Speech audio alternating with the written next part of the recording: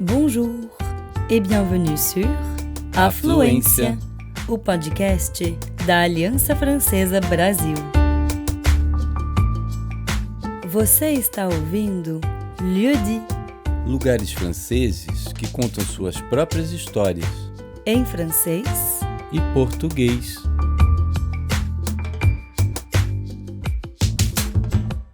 Je suis debout depuis plus d'un siècle. C'est Cheval qui m'a construit. Joseph Ferdinand Cheval.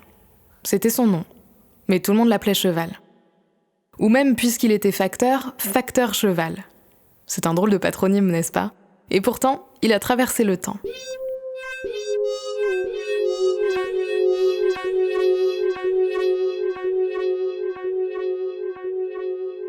Cheval voulait que, grâce à moi, on se souvienne de lui pour toujours. Je suis son palais idéal. C'est comme ça qu'il m'a nommé. Dès qu'il a posé ma première pierre, en 1879, ici, à Haute-Rive, un petit village de la Drôme. Lui qui n'a jamais pu voyager, m'a façonné en s'inspirant de toutes les architectures du monde. Mosquées, temples et châteaux, personnages historiques ou fabuleux, animaux réels et fantastiques sont représentés sur ma façade et dans ma galerie intérieure. Je suis un palais que personne n'habite. À vrai dire, Cheval voulait que je sois son tombeau. Il voulait reposer à jamais au cœur de sa création. Mais ça n'a pas été possible. Alors personne ne vit, ni ne repose entre mes murs. Je ne suis pas une habitation, mais je ne suis pas non plus une sculpture. Je suis un entre-deux, une œuvre d'art. Même si Ferdinand n'aurait jamais eu la prétention de m'appeler comme ça.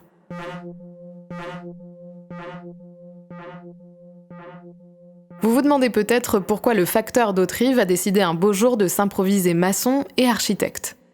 C'est aussi ce que se demandaient tous les habitants du village. On en a entendu des réflexions, Ferdinand et moi. Mais qu'est-ce qu'il fabrique avec ce tas de pierres biscornues dans son jardin ? Il ferait mieux d'y planter ses légumes et de nourrir sa famille. Ou encore, il va se casser le dos à porter tous ces cailloux, ce vieux fou. Il m'est arrivé d'être un peu blessée pour lui. Mais Ferdinand balayait toutes les remarques. Il a toujours cru en moi. Quelle tête ils ont fait quand ils se sont aperçus qu'on venait du monde entier pour m'admirer. Mais je vais trop vite. Pour que vous compreniez bien qui je suis, il vous faut comprendre qui était Ferdinand. Alors commençons par le début. Joseph Ferdinand Cheval est né en 1836, non loin d'ici, dans un autre petit village de la Drôme qui s'appelle Charmes-sur-l'Herbasse. C'est le fils d'un agriculteur. Issu d'une famille pauvre, il a la chance d'aller quelques années à l'école, juste le temps d'apprendre à lire et à écrire. Mais très vite, il doit se mettre à travailler. Ferdinand est un peu différent des autres garçons. Il est introverti, taciturne, mais c'est un travailleur acharné. Et pour sa famille, dans cette France rurale du 19e siècle où il n'est pas rare qu'on meure encore de faim, c'est le plus important. Il faut que vous sachiez que la vie de Ferdinand Cheval a été jalonnée de drames et de deuil. Sa mère décède lorsqu'il n'a que 11 ans et son père a ses 18 ans. Ferdinand doit donc subvenir très tôt à ses besoins. Et en 1856, il devient apprenti boulanger, à Valence. Il découvre le rythme de la ville, le travail du pain et surtout le plaisir de pétrir la pâte. Certains diront plus tard que c'est ça qui lui a donné le goût du modelage de la chaux, dans laquelle il façonnera mes formes extravagantes. À 22 ans, il se marie et à 28 ans, il devient père pour la première fois.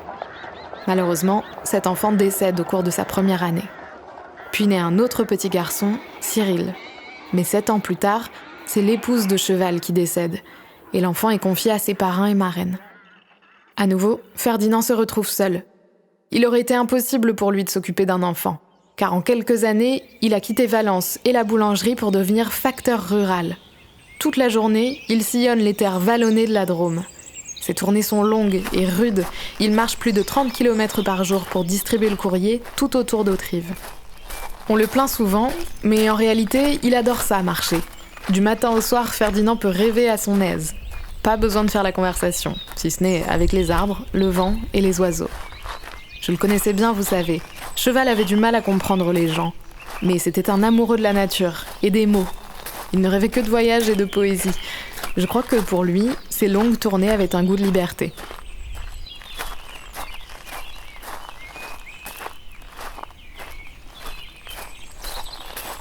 Et puis, un jour, le 19 avril 1879, en pleine tournée et marchant d'un bon pas, Ferdinand trébuche et s'étale de tout son long. Ce qui a accroché son pied, c'est une pierre d'une forme étrange. Il creuse le sol pour l'en extirper, et ce qu'il déterre finalement, c'est un petit rocher extraordinaire aux couleurs ocre, brune, rouge, et avec 3 sommets façonnés par le temps et les éléments. Une pierre sculptée non pas par la main humaine, mais par la nature. C'est là que Ferdinand se souvient de moi. Immédiatement lui revient un rêve qu'il a fait 15 ans plus tôt et dans lequel il m'a vu. Il se rappelle que, jeune homme, il avait quelques instants caressé l'idée de construire un palais. Bien entendu, il ne l'avait dit à personne. Déjà qu'on avait tendance à le prendre pour un fou, mais cette pierre, c'est le signe qu'il attendait. Il avouera bien plus tard dans ses écrits s'être dit « Puisque la nature veut faire la sculpture, moi, je ferai la maçonnerie et l'architecture. »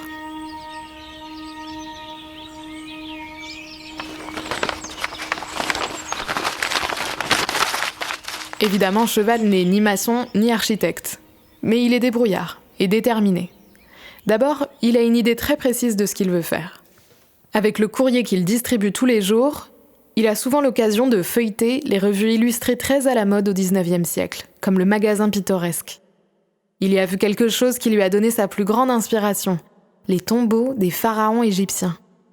Cheval est fasciné par ces constructions millénaires qui attestent de la valeur de ceux qu'elles renferment. Il décide que je serai son tombeau, et je serai si fantastique que personne ne pourra jamais oublier le passage sur Terre du petit facteur Cheval. Depuis ce jour d'avril 1879, Cheval a un plan.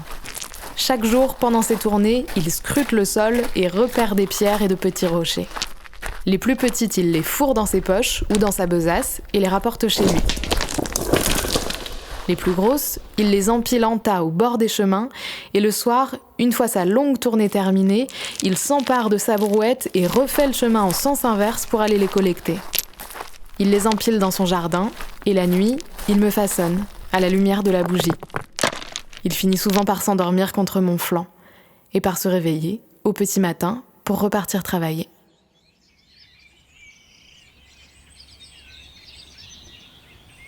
Ce manège va durer 33 ans, sous le regard bienveillant de Philomène, sa deuxième femme, qui a donné naissance à leur fille, Alice, en 1879. Alice et moi sommes nés la même année et grandissons au même rythme. Dès qu'elle est en âge de le faire, elle aide son père à porter les pierres et à construire les échafaudages en bois qui lui permettent de m'élever à près de 12 mètres au-dessus du sol.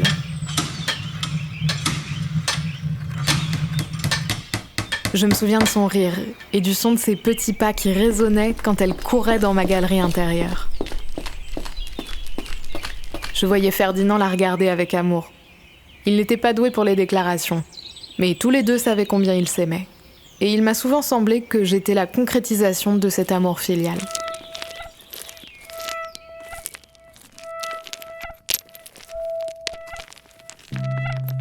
Cheval ne sculpte pas les pierres qu'il trouve, puisqu'il considère que la nature s'est chargée du travail. Mais il les assemble à l'aide de la chaux. Il pétrit cette matière blanche comme il pétrissait le pain dans sa jeunesse. Il crée sur ma façade des assemblages de galets, de cailloux biscornus, de vieilles tuiles, de métal et de coquillages. Son inspiration ne s'est pas arrêtée au tombeau égyptien. Mon architecture est un mélange de toutes celles qu'il a découvertes sur les cartes postales et entre les pages des revues illustrées qu'il distribue. Je suis un symbole de sa curiosité et d'une érudition qu'on ne lui a jamais soupçonnée de son vivant. Mes façades sont incrustées de celles d'autres monuments, qu'à défaut de voir de ses yeux, Cheval reproduit avec une précision fascinante. L'entrée d'un tombeau égyptien côtoie une mosquée, un temple hindou et un chalet suisse. Il a creusé des escaliers qui permettent d'accéder à mon toit. Sur cette terrasse, il a exposé la pierre sur laquelle il a trébuché, qu'il a nommée pierre d'achoppement.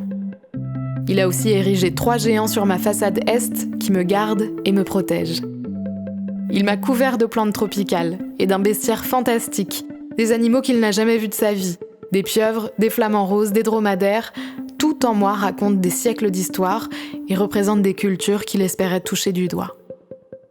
Et puis, Cheval me couvre de ses écrits, et parfois de ceux d'autres poètes, de petites phrases qu'il grave consciencieusement dans la pierre, et qui attestent de sa vision de la vie, de la mort et de tout ce qu'il y a entre les deux.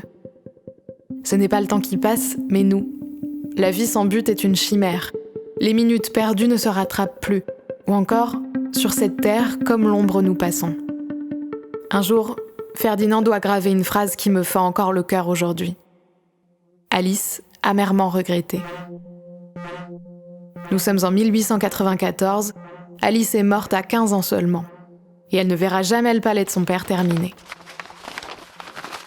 Depuis quelques années déjà, la presse locale parle de Ferdinand, et surtout de moi. Le récit de l'étrange facteur et de son non moins étrange palais voyage et attire les curieux. On vient nous voir de Valence, de Nice, parfois même de Paris. À partir de 1905, Ferdinand et Philomène organisent des visites officielles. Et puis, en 1912, enfin, Ferdinand achève son chantier titanesque. Il a 76 ans. Comme il était fier de moi, je jurerais avoir vu des larmes de joie dans ses yeux. Sur ma façade, il inscrit 10 000 journées, 93 000 heures, 33 ans d'épreuves. Plus opiniâtres que moi se mettent à l'œuvre. Mais quelques mois plus tard, c'est un autre genre de larmes que je distingue. Un nouveau deuil vient l'accabler. Son fils Cyril est décédé, et 2 ans plus tard, c'est Philomène qui meurt. Et pour ne rien soulager, Ferdinand apprend à cette occasion que ni elle ni lui ne pourront être inhumés dans le tombeau qu'il a construit en mon sein. La commune d'Autrive ne peut pas l'autoriser. À nouveau, Cheval reste seul. Tous ceux qu'il a aimés sont morts. Alors à 78 ans, il reprend sa fidèle brouette et construit un caveau magnifique au cimetière d'Autrive, pour lui et toute sa famille. Il l'appelle le tombeau du silence et du repos sans fin. Sa longue vie se termine finalement en 1924. Il me laisse derrière lui, comme une preuve ultime que les rêves peuvent, dans certains cas, prendre vie. Après sa mort, je ne peux pas dire que Ferdinand et moi ayons été appréciés à notre juste valeur. Au début du XXe siècle, on continue de parler de lui comme d'un illuminé.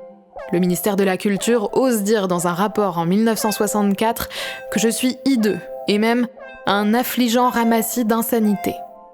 Mais j'ai la chance d'avoir des soutiens de marque, les surréalistes. Magritte, Picasso, Niki de Saint-Phal, Dali, tous m'adorent. On dit que je suis une œuvre d'art naïf ou brute. Et c'est à ce titre que je suis classée en tant que monument historique en 1969 par André Malraux, ministre de la Culture, qui s'attire d'ailleurs les foudres de tous mes détracteurs.